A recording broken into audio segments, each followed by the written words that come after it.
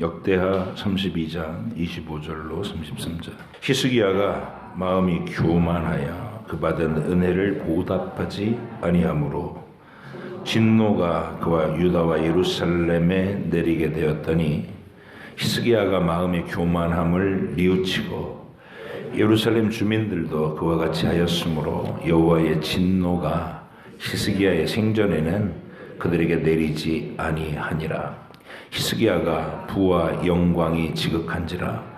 이에 은금과 보석과 향품과 방패와 온갖 보배로운 그릇들을 위하여 창고를 세우며 곡식과 새 포도주와 기름의 산물을 위하여 창고를 세우며 온갖 짐승의 외양간을 세우며 양떼의 우리를 갖추며 양떼와 많은 소떼를 위하여 성읍들을 세웠으니 이는 하나님이 그에게 재산을 심히 많이 주셨음이며 이 히스기야가 또 기혼의 윗샘물을 막아 그 아래로부터 다윗성 서쪽으로 곧게 끌어들였으니 히스기야가 그의 모든 일에 형통하였더라. 그러나 바벨론 방백들이 히스기야에게 사신을 보내어 그 땅에서 나타난 이적을 물을 때에 하나님이 히스기야를 떠나시고 그의 심중에 있는 것을 다 알고자 하사 시험하셨더라. 히스기야의 남은 행적과 그의 모든 선한 일은 아모스의 아들 선지자 이사야의 묵시책과 유다와 이스라엘 열왕기에 기록되니라. 히스기야가 그의 조상들과 함께 누움에 온 유다와 예루살렘 주민이 그를 다윗의 자손의 묘실 중 높은 곳에 장사하여 그의 죽음에 그에게 경의를 표하였더라. 그의 아들 므낫세가 대신하여 왕이 되니라. 아멘. 할렐루야. 예, 서로 인사 나누세요. 예, 잘 남으셨습니다. 복된 시간 함께 하게 돼서 감사합니다. 자, 오늘도 우리 웨스트민스터 신앙고백 다 가지고 앉으셨죠? 9페이지입니다. 9페이지 5번 문항을 보겠습니다. 그냥 두세요. 끝나고 끌게요. 9페이지 5번 문항 같이 읽겠습니다. 다 찾으셨죠? 5번 문항 시작. 가장 지혜로우시고 의로우시며 은혜로우신 하나님께서는 때때로 자기 친자녀들이 각종 유혹에 빠지며 그들 자신들의 부패한 마음대로 행하게 내버려 두신다. 이는 그들이 전에 지은 죄들을 인하여 그들이 징계당하거나 아니면 그들의 부패하고 간사한 마음이 얼마나 강력한 잠재력을 가지고 있는가를 깨달아 겸손하게 하기 위함이요 또한 그들을 깨우쳐 그들이 보존되기 위하여 하나님 자신에게 더욱 친밀하고 견실하게 의존토록 하기 위함이며 또한 장차 있을 모든 죄의 유인들에 대비하여 그리고 여러 다른 의롭고 거룩한 목적들을 위하여 그들이 더욱 깨어있게 하기 위함이다. 여러분, 신앙을 가진 자만이 가질 수 있는 특별한 통찰력을 우리의 선배들이 이렇게 각국에서 정말 뛰어난 지성을 가진 기독교의 선배들이 종교개혁을 목숨 걸고 이루었던 그 후예들이 각 나라에서 모여서 긴 시간 동안 회의를 위해서 체류하면서 만들어낸 문구입니다. 이 가치를 좀 귀하게 여길 수 있기를 바랍니다. 우리가 하나님께서 기독교 신자만, 그러니까 그것도 그냥 교회 다니는 사람 말고 교회만 다니는 사람 말고 성경 안에서 진리를 깨달은 사람만 가질 수 있는 특별한 세계관, 인생관, 가치관 있습니다.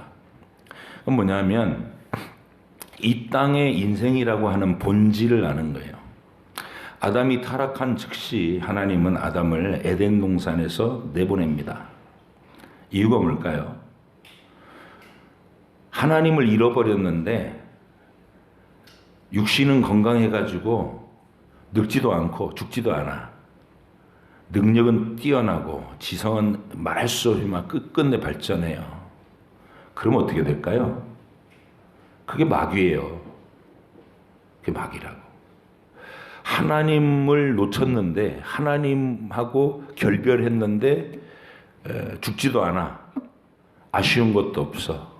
능력은 출중해. 그러면 점점 더 교만해져서 내가 하나님하고 닮게 뭐 있어? 영원히 그러고 우르렁거리는 존재. 그게 마귀예요. 하나님은 우리를 그런 마귀의 교만에 깊어지지 않게 하시려고 에덴 동산에서 쫓아내시는 거예요.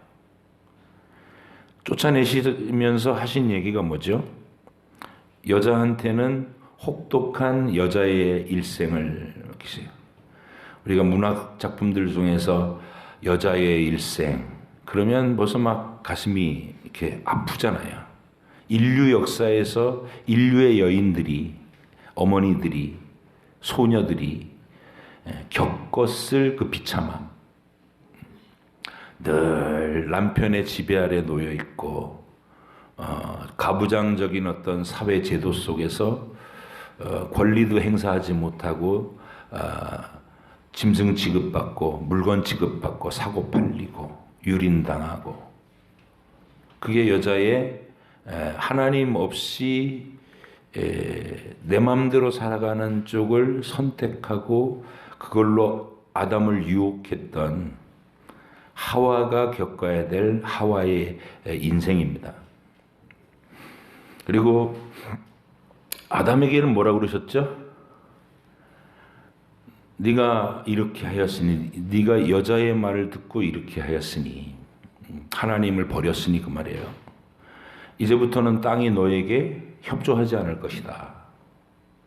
땅이 너한테 오히려 가시와 엉겅퀴만 낼 것이다. 너는 이마에 땀이 흐르도록 노동을 해야 겨우 입에 풀칠을 하고 네 식구들을 건사할 수 있을 것이다. 종신토록 수고하다가 너의 결국은 흙으로 돌아갈 것이다. 이렇게 얘기하셨어요. 이제 자체가, 인생 자체를 혹독한 수고와 노동과 슬픔 속에, 그리고 속절없이 늙어가고 쇠약해져가는 육체를 경험하고 그 다음에 죽음을, 육체의 죽음을 경험하게 하시는 과정. 이게 하나님을 놓친 인류에게 경험하게 하신 인생이라고 하는 시간입니다. 미워서 날 배신한 게 괘씸해서 어디 맛 좀 봐라 이것들아 이러면서 하나님이 우리를 짓밟으려고 그러신 걸까요? 처음부터 말씀드렸지만 에덴 동산에 그대로 두면 우리가 부족한 게 없는 거예요. 하나님을 놓쳤음에도 부족한 줄 몰라. 자기가 잘난 줄 알고 교만이 끝을 달하고, 그리고 그 포악하고 남을 짓밟고 이용하고 이기적으로 살아가는 것을 점점 더 강화했을 거예요. 한 사람 한 사람의 마귀. 대단한 거죠. 지옥이 앞으로 그럴 겁니다. 지옥에 들어가면 한 사람 한 사람의 마귀들이 거기 다 모여 있을 거예요. 한 사람 한 사람의 마귀. 우리가 하나님을 놓치고 막 죽지 않는 영생을 살면 그렇게 되는 거예요. 악이 완전히 그냥 막 하늘 꼭대기까지 닿아가지고 그 악들끼리 서로 부딪히는 살벌한 살육의 세계. 그러니까 하나님은 그 비참함을 우리에게 얼핏 들여다보게 하시려고 평화롭던 이 자연도 그런 현장으로 만드신 겁니다. 하나님의 끊임없이 공급해 주시는 그 무한하고 풍성한 은혜가 딱 끊기면 마귀가 주장하는 하나님 없이도 우리끼리 잘할 수 있어 라고 한 세상의 실체는 뭐냐면 서로 잡아먹어야 만족을 누리는 거예요. 서로를 잡아먹어야 살 수 있고 서로를 짓밟고 죽여야 내가 올라설 수 있고 자기 만족을 얻을 수 있는 세상. 거의 지옥입니다. 우리는 이렇게 다른 각도에서 딱 세상을 들여다보면 그 지옥의 실체를 얼핏 볼 수 있는 거예요. 자연계는 아름다움과 더불어 비참한 사륙의 현장입니다. 서로 잡아먹고 죽여야 되니까. 그리고 인생이라는 시간은 누구에게도 다 녹록지 않게 펼쳐지게 하셨습니다.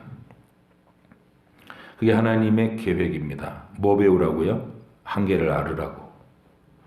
하나님을 놓친 내 삶이 얼마나 비참한지, 얼마나 속절없이 무기력한지, 그리고 얼마나 허망한지 그거 알으라고. 온 세상을 다 거머쥐겠다고 일평생 막 전 대륙을 휩쓸면서 권력을 잡았던 사람들의 명단을 우리는 다 알고 있잖아요. 그죠? 바벨론 느부갓네살부터 시작해갖고 헬라의 알렉산더 대왕, 그리고 몽고의 칭기스칸, 그리고 프랑스의 나폴레옹, 현대에서 권력의 지향을 계속 해나가는 현대의 인물들, 스탈린, 모택동, 그리고 강대국들의 지도자들, 전부 온 세상을 거머쥐려고 막 자기 인생을 불살른 야망의 사람들인데, 그런 사람들도 마지막 모습은 이렇게 쪼그라져 가지고 아무것도 갖고 가지 못하고 끝나는 게 인생이라는 거. 그 하나님 알게 하시려고 육체의 죽음이라는 한계 속에 인생을 딱 가둬놓으신 거예요. 그러면 거듭나서 하나님의 교회로 불려나와 가지고 진리의 말씀을 듣는 우리의 복됨은 무엇이냐? 인생을 이렇게 만드신 하나님의 의도를 정확하게 알고, 아, 그것이 복이구나 하고 알아보는 눈. 고생스럽게 사는 인생을 통해 내가 겸손해질 수 있다면 그게 복이구나. 세상을 거머쥐는 것보다 하나님 앞에서 감옥 속에 갇혀서도 하나님 한 분만 계시면 만족합니다라고 얘기할 수 있는 게 진짜 부유한 거구나. 그걸 발견하는 게 구원이고 믿음이고 신앙 인생이라는 겁니다. 근데 얼마나 많은 교회들이 이 메시지를 놓치냐고요. 이 얘기 안 합니다. 예수 믿고 나서 기도하면 돈 주실 겁니다. 기도하면 성공할 겁니다. 기도하면 남들보다 더 많이 누릴 겁니다. 꼭 이래요. 그걸 복이라고 풀고 거짓말입니다. 마귀의 거짓말입니다. 우리 하나님은 그런 약속을 하신 적이 없는데 세상의 거짓 선지자들은 차고 넘쳐서, 미가야는 한 사람이었고 아합 옆에서 미가야 참된 선지자는 한 사람이었고 아부하나 아첨하는 한 목소리로 외쳐대던 거짓 선지자의 무리는 400명이었어요. 여러분이 어떤 관점과 메시지로 성경을 읽어야 하겠는가? 감사하게도 우리한테는 이런 자신들의 평생을 목숨을 바쳐서 성경이 말하고 있는 진리의 본질, 복의 핵심이 뭐냐라고 우리에게 표준 문서를 작성해 준 우리의 선배들이 있다는 거예요. 신앙 선배들이. 여러분, 오늘 내용도 그런 겁니다. 저는 여러분의 인생이 예수 믿어서 돈을 얼마나 버는지, 얼마나 사회적 성공을 이뤄서 높은 자리에 올라가는지, 아니면 고생하며 사는지, 그 모습에 대해서는 하나님은 이렇게도 하시고 저렇게도 하시는 분이에요. 요셉은 혹독한 노예의 고생을 거치고 죽을 것 같은 억울한 감옥 생활을 거치고 나서 이 땅에서 높이 주셨죠. 성공이라는 걸 알게 하셨어요. 근데 성공하기 전에 요셉한테 그 성공에 도취되지 않을 수 있도록 훈련시킨 다음에 성공시킨 거예요. 근데 솔로몬은 그 훈련 안 받고 성공부터 받았어요. 돈부터 받았고 지혜와 지식부터 받았고 하고 싶은 거 딱 마음 먹으면 못하는 게 없을 형통부터 받았어요. 그러니까 솔로몬의 마지막 어떻게 됐죠? 성공에 치여가지고 망했어요. 영혼을 말아먹었다. 솔로몬의 인생은요, 쓰라린 인생이에요. 그가 마지막에 통곡하듯이 쓴 게 전도서잖아요. 내가 간 길로 따라오지 마라. 여긴 벼랑이다. 허무함의 끝이다. 하나님을 놓치고 성공과 번영을 추구했던 내 인생, 쾌락과 만족을 추구했던 내 인생을 따라오지 마라. 청년들아, 너희 젊음의 때에 이쪽 방향으로 인생의 방향을 이쪽으로 정하면 안 된다. 어려서부터 하나님을 만나고 어려서부터 네 창조주를 기억해서 그분과 함께 동행하는 그분이 기뻐하시는 방향으로 너의 인생의 방향을 설정해라. 피를 토하는 여기는 허망한 길이다. 여기는 죽음의 길이다. 그게 전도서예요. 솔로몬은 실패자입니다. 여러분, 오늘 본문을 보니까 하나님께서 히스기야를 얘기하는데 여러분이 흔히 생각할 때는 히스기야 그러면 성공한 왕이잖아요. 근데 성경은 성공한 왕이라고 안 그래요, 히스기야를. 오늘 본문에 보니까 역대기 이 본문 한번 보세요. 히스기야가 악한 아버지 아하스 왕, 하나님을 배반한 왕의 아들이에요. 그럼에도 불구하고 어떤 선한 영향력이 그를 보호했어요. 구체적인 이름은 히스기야 시대에 이사야가 생존해 있었으니까 걸출한 하나님의 모든 큰 그림의 역사를, 그 위대한 구원의 역사를 한눈에 꿰뚫은 큰 그림을 이해한 그 위대한 스승이 히스기야 옆에 있었다고요. 히스기야가 그 이사야의 지도 아래 개혁을 합니다. 아하스가 끌어들이고 막 난장판을 쳐놓은 우상 숭배 천지의 유다를 우상들 다 척결하면서 노력 개혁을 해요. 그랬더니 자, 하나님이 기뻐하시는 일을 했잖아요. 그래서 하나님이 히스기야한테 돈도 주고 얼마나 많이 줬어요. 봐요. 27절을 봐요. 히스기야가 부와 영광에 지극한지라 이에 은금과 보석과 향품과 방패원과 보배로 그릇을 위해 창고를 세우고 혹시 포도주 세포도 기름 산물을 위해 창고를 세우고 온 임석의 외약관을 세우고 양의 무리를 갖추며. 여러분도 이랬으면 좋겠죠. 이 말 그대로 이런 거예요. 떡반죽 그릇도 복을 받고 나가도 복을 받고 들어와도 복을 받고 그게 주셨다는 거예요. 근데 종교개혁을 하고 우상을 척결하고 하나님은 기뻐하셔서 막 부강하게 하고 나라도 번듯하게 세워지고 그러니까 히스기야 속에 뭐가 들어왔다고요?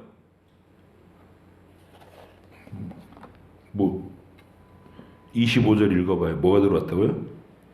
히스기야가 마음이 교만하여 그 받은 은혜를 보답하지 아니하므로 진노가 그와 유다와 예루살렘을 내리게 되었다 이 말이야. 아수르가 괜히 쳐들어온 게 아니에요. 그 시대에 사네립이 예루살렘을 포위하고 막 그 공포스러운 말로 위협을 해댄 게 괜히 온 게 아니란 말이에요. 이스라엘과 유다 주민들의 교만해진 마음에 하나님이 심판을 내리려고 했어요. 그리고 히스기야는 그것 갖고 안 되니까 전쟁의 공포만 갖고 히스기야가 안 다스려지니까 하나님이 같은 시간에 전쟁의 공포와 더불어 뭐까지? 육체까지 치셨어요. 병에 걸렸다고. 죽을 병에 걸렸어요. 두 가지가 히스기야를 막 압박하니까 히스기야가 26절 히스기야가 마음의 교만함을 뉘우치고 예루살렘 주민들도 그와 같이 하였으므로 이게 이제 울면서 기도한 거예요. 이게 교만함을 뉘우쳤다는 거 울면서 기도하고 하나님 살려주세요. 제가 잘한 것도 있잖아요. 불쌍히 여겨주세요. 기도했어요. 그래서 하나님이 그 진노를 히스기야 생전에는 그들에게 내리지 아니하셨다 이렇게 됐어요. 아 그러면 야 히스기야 됐네. 그래도 회개하고 올바로 되고 난 다음에 끝난 거 아닐까? 천만에요. 이게 인생의 죄와 교만이라는 게 그게 간단한 문제가 아니에요.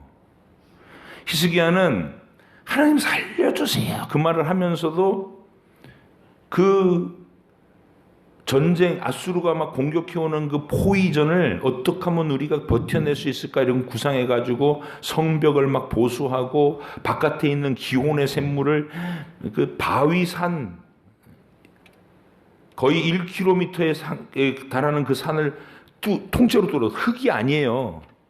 흙을 파갖고 이 통로를 만든 게 아니라 바위 자체를 쪼아가지고 굴을 파서 기온의 샘물을 성 안으로 끌어들이는 게 실로암 연못이에요. 그게 어마어마한 일을 한 거죠. 그리고 무기고에다가 막 무기도 만들어 놓고. 자, 하나님이 교만해진 왕과 백성을 막 진노를 내리실래다가 울면서 회개하니까 살려주셨는데, 살려줬더니 바로 뭔 짓 하느냐. 31절 보세요. 그러나 바벨론 반백들이 히스기야에게 사신을 보내어 그 땅에서 나타난 이적을 물을 때에 하나님이 히스기야를 떠나시고 그의 심중에 있는 것을 다 알고자 하사 시험하셨더라. 히스기야 뭐라고 떠들어요? 아이고 보십시오. 우리가 이 전쟁에 아수르가 우리 예루살렘을 포위하고 지금 막 그 긴 세월을 버틸 때 저는 어떻게 하면 이 포위전을 이길 수 견뎌낼 수 있을까 제가 신하들하고 고민을 하고 난 다음에 결단을 내려서 기온의 샘물을 성 안으로 끌어들이자. 이래가지고 막 양쪽에서 터널을 뚫었는데 성공했다는 거 아닙니까? 그걸 자랑했어요. 그리고 성벽을 보수하고 뭐 무기고를 만들고 그랬습니다. 이걸 자랑하더라고요. 하나님 불쌍히 여겨주셔가지고 아수르 물러간 게 지들 그거 해서 그래요?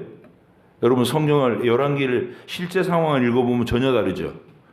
하나님이 18만 5천 명을 한 번에 그냥 송장 만들어가지고 그리고 저 다른 전쟁의 소식이 아수르에게 들려와서 왕이 물러갈 수밖에 없도록 누가 만드셨어요? 하나님 만드셨어요.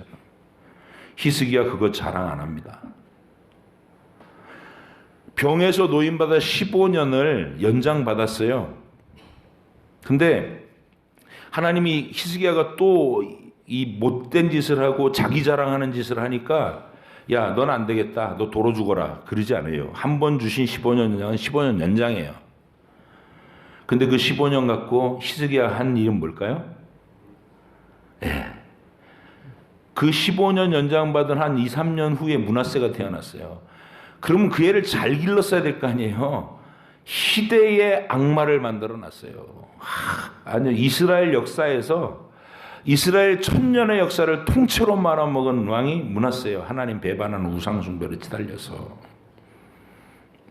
히스기야는 천국에서 고개를 들지 못할 겁니다. 만대의 부끄러운 이름이에요. 하나님은 택한 자의 인생을 섭리하실 때 이렇게 하신다는 거다.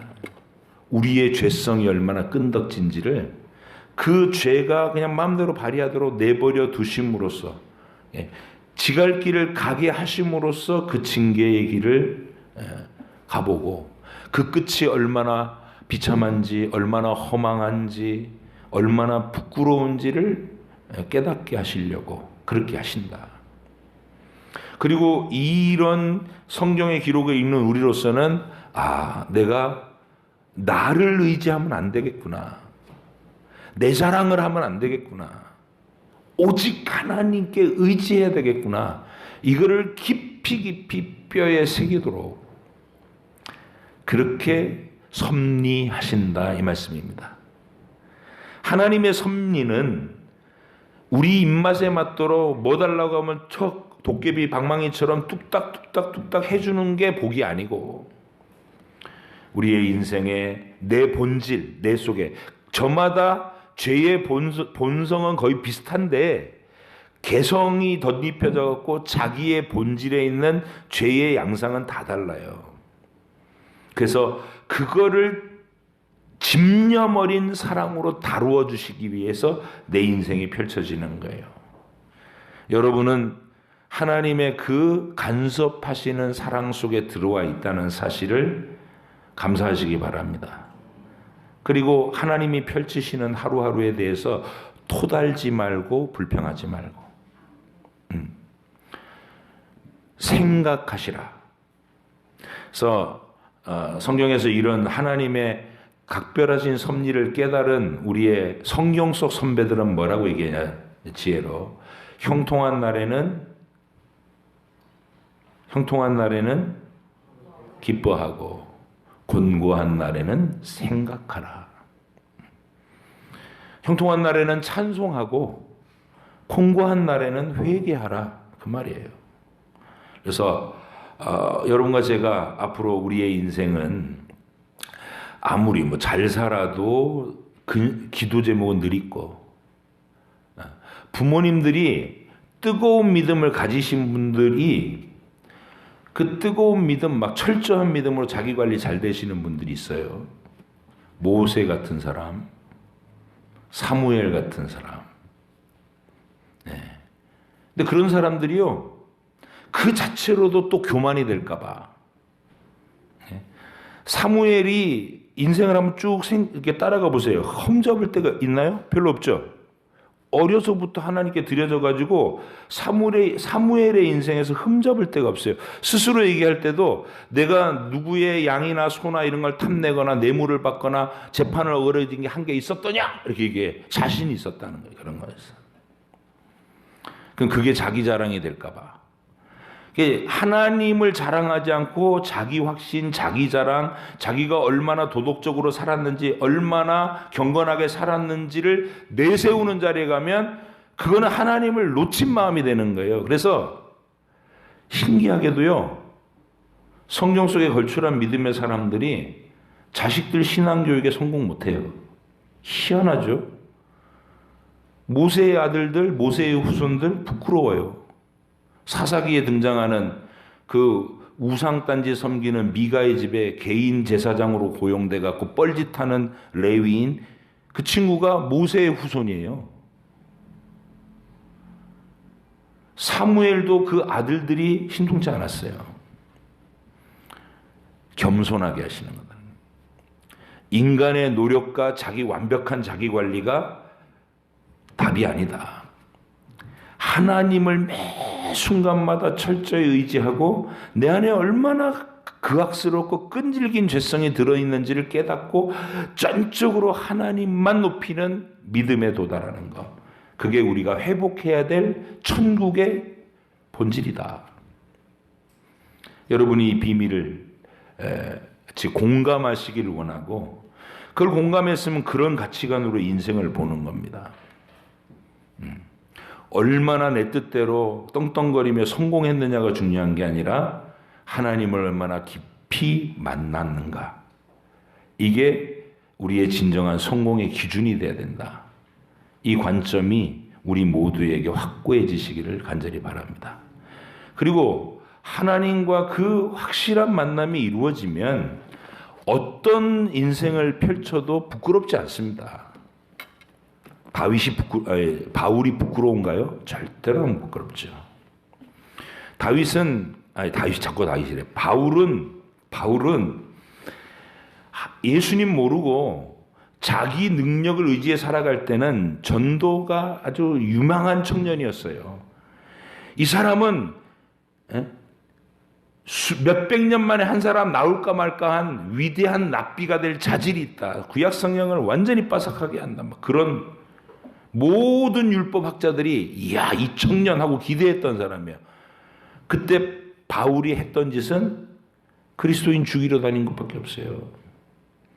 근데 그가 주님을 만나고 주님 만난 것이 내게는 가장 큰 행복이고, 내 가문도 내 학벌도 내 언변도 내 모든 것은 나는 배설물처럼 여깁니다. 이랬을 때 맨날 매맞고 감옥에 갇히고 멀쩡히 항해하던 배가 깨져갖고 막 바다에서 표류하고 굶고 춥고 헐벗고 그랬어도 그는 항상 하나님으로 인해서 늘 충만하고 늘 부요하고 늘 만족해 했어요. 여러분의 인생이 지질이 궁상으로 살아라, 그 얘기가 아니고 풍부에 처하든지 빈궁에 처하든지 흔들리지 않는 하나님으로 인한 충만, 그것을 추구하시기 바랍니다. 그래서 저는 제 목회에 여러분한테 자주 말로 떠들지는 않지만 제가 늘 생각하고 있는 제 목회의 방향, 제 목회에 매일 힘쓰는 그 목적은 뭐냐면 여러분 자존감 높여드리는 게 자존감. 서부 중앙교회 교인들은 일단 뭐 가난하게 하고 뭐 빈궁하게 하고 뭐 이건 제가 할 수가 없잖아요. 그건 하나님이 하시는 거니까. 근데 제가 말씀을 통해서 진리의 어떤 하나님 성경에 있는 관점과 이 방향을 열어드림으로써 여러분한테 해드리고 싶은 건 뭐냐면 멘탈이 갑이 되게 하는 거예요. 자존감 충만한 사람. 돈이 한 푼도 없는데도 하나님 사랑받는 느낌에 충실히 사로잡혀가지고 아무도 못 흔들어. 수백억을 싸들고 와가지고 나를 가다가 돈 갖고 나를 휘둘러 보려고 그래도 저 그거 살 필요 없는데요. 이미 주님이 주신 것으로 만족한데요. 그게 바울이에요. 여러분 전부 자존감 갑, 멘탈 갑, 이게 여러분의 담임 목사가 여러분들을 안내해 가고 싶은 방향이다. 아, 열등감 극복하자. 나는 학벌이 초등학교 중퇴밖에, 초등학교 졸업장도 없고, 그게 여러분을 주눅들게 만들면은 그게 하나님의 자존감 속에 들어온 게 아니에요. 멘탈 갑이 아니라고. 그런 열등감 다 떨쳐버리자고요. 재산이 없는 거, 학벌이 없는 거, 말이 떠듬거리는 거 괜찮아요.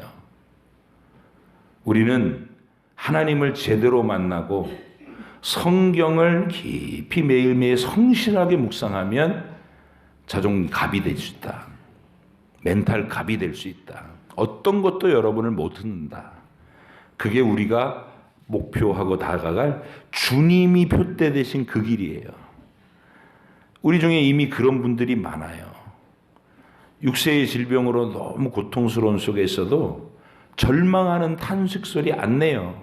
용감하고 씩씩하고 하나님 주신 거 찬양하고 뭐 신기할 정도예요. 세상이 감당하지 못할 사람들이 돼 있어요. 우리 모두가 그 방향으로 가십시다. 하나님은 우리를 사랑의 섭리로 이미 보장하신 분이십니다. 기도하겠습니다.